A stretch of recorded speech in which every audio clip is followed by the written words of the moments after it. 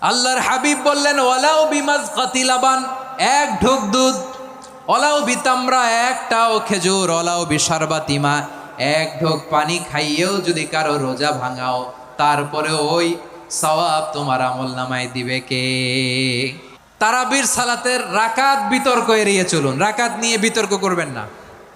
8 রাকাত 20 রাকাত নিয়ে যে মারামারি এই দেশে, এটা শয়তানের ফন্দি। চিল্লায় বলেন, এটা কার ফন্দি?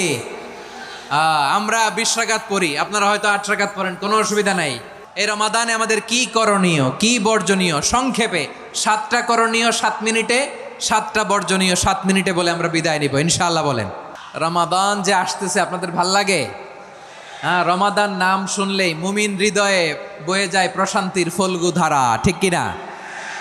একটা আনন্দ, একটা উচ্ছ্বাস আমাদের হৃদয়ের মধ্যে চলে আসে। রমাদান সাইয়্যিদুশ শুহুর, 12